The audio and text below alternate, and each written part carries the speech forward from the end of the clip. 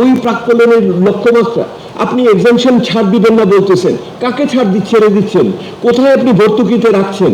কোথায় ইন্টারেস্টে কোথায় দিচ্ছেন? কে বলতে পারবে আপনি কি স্বচ্ছতা দিয়েছেন? আমাকে বলুন তো দেখি।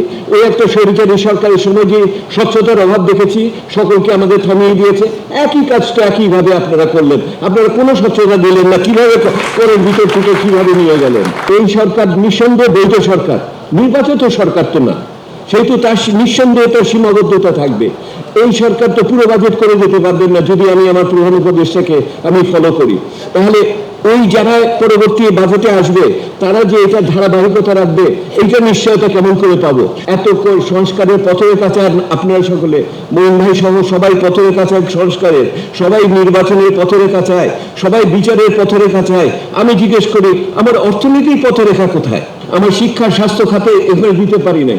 কথা তো ছিল এই সময়কালে বৈষম্য বিরোধী আন্দোলন করেছি, ছাত্র যুব সমাজের জন্য আমি কর্মসংস্থানে কি করছি?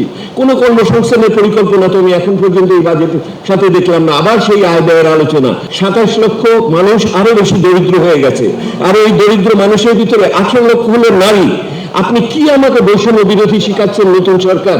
যেন যে বৈষম্যতে আমার দারিদ্র বৃদ্ধি পায়, আমার নারীদের উপরে অত্যাচার বৃদ্ধি পায়, তাহলে আমি কি পরিবর্তন করলাম? এই সরকারকে এই বাজেটে বলতে হবে গত সময়ের থেকে ভিন্ন কি তারা করলো। আপনার ব্যয় কাঠামোর ভিতরে যৌক্তিকতা এবং তার যদি দক্ষতা বৃদ্ধি না হয়, এবং ওই যে দুর্নীতির কথা বলেছে সেটা যদি আমরা বন্ধ করতে না পারি, তাহলে এই শুধু বাজেট দিয়ে আপনি কি এটা পারবেন করতে? এটার জন্য তো সামগ্রিক সংস্কারের অন্যান্য বিষয়গুলো একই সাথে জড়িত। বাজেট আয়তন কমানো হয়েছে, আরে শুধু বাজেট না, ট্যাক্স জিডিপি রেশিও পতন ঘটবে, আপনার খরচের জিডিপি রেশিও এটার পতন হবে, আপনার সবগুলো ক্ষেত্রে পতন হবে। 16ই ডিসেম্বরে মাননীয় প্রধান উপদেষ্টা বক্তৃতায় বলেছেন এই জিডিপির এই পরিমিতি কেমন করে সম্ভব ছিল চোখের সামনে। ওনারা বিবিএস এর মাধ্যমে একটাই যে সম্প্রতি কমিটি করেছে শুধু এটার কোয়ালিটি দেখার জন্য।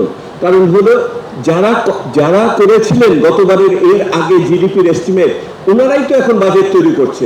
আসলে বিদেশি কনসালটেন্টের ভালোবাসা এই সরকারের যতখানি আছে আর কোন সরকারের ছিল বলে আমার মনে হয় না। টানা 7ম মতো বেস্ট টিস্যু পেপার ব্র্যান্ড হিসেবে স্বীকৃতি পেয়েছে বসুন্ধরা টিস্যু। দারিদ্র পরিস্থিতির অবনমন হয়েছে, নারীদের পরিস্থিতি আরো খারাপ হয়েছে। এটা একটা বড় কারণ সংকুচিত পলিসির জন্য না, এটা বড় কারণ বাজারের থেকে এসেছে সেই সময় আপনার আমন ইত্যাদি মিলিয়ে, এবং একই সাথে বাজার ব্যবস্থাপনা আগের চেয়ে দুর্নীতি কমাতে সাপ্লাই চেইনের ভিতরে হয়েছে।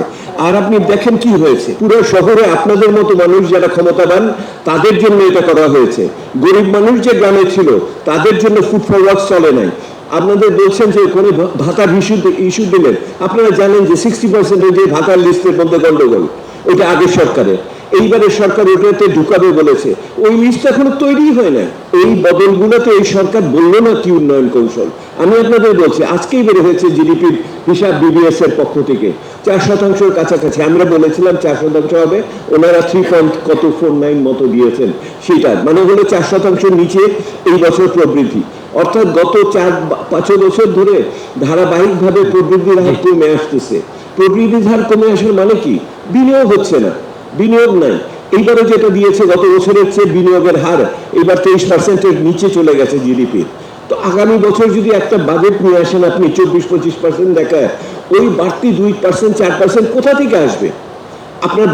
তাহলে তো আমাকে বলতে হবে ব্যাংকের থেকে কোথা থেকে ওই টাকাটা আমি ব্যাংকের থেকে লিকুইডিটি দিবে কি? এইবার সরকার যে পরিমাণ ব্যাংকের থেকে ঋণ নিয়েছে, সেই ঋণ নেওয়ার পরে আপনি তারপরে তো শেষ পর্যন্ত যে গভর্নরকে টাকা চাপাতে হয়েছে। আমি শেষ করছি আপনাকে এখানে। আমি যেটা আপনাকে বলতে চাই, আপনার এখানে যে মানুষগুলো বসা আছে তারা তো আসলে সমাজের সুবিধাভোগী মানুষ। এই মানুষগুলা কিছু মনে করেন না, আমিও আপনাদের সাথে। কিন্তু যে মানুষগুলো বাইরে আছে, আপনি দেখেন মজুরি যে হারে বাড়ছে, এটা এখনো ইনফ্লেশন রেটের চেয়ে নিম্ন হারে। অর্থাৎ আমার শ্রমিক, খেটে খাওয়া মানুষ যে শ্রম বিক্রি করে, তার আয় কিন্তু এখনো দুর্মূল্য পরিস্থিতির নিচে আছে। সে কিন্তু এখানে এসে আপনাকে অ্যাডভান্স ইনকাম ট্যাক্স ঠিক করতে পারে না, কারণ ওর তো ইনকামই নাই, ওটি ট্যাক্স দিবে থেকে। আর যদি আপনি দেখেন অন্যান্য যাদের সামাজিক সুরক্ষার ব্যাপারে রয়েছে, এইটা সামাজিক আপনার এই মুহূর্তে স্থানীয় সরকার নাই, ওইখানে নতুন ধরনের চাঁদাবাজি শুরু হয়েছে। আপনি ওইগুলোকে যদি ঠিক না করতে পারেন, শুধুমাত্র 8% অব দ্য জিডিপি দিয়ে আপনি বাংলাদেশের পরিবর্তন দ্রুততার সাথে ওই এনডিসি উত্তরণ কিছু করা সম্ভব না। প্রত্যাশা ছিল নতুন কিছু হবে এই সরকারের কাছে, ওই দেখি থোর বড়ি কারা ওই বড়ি থোর।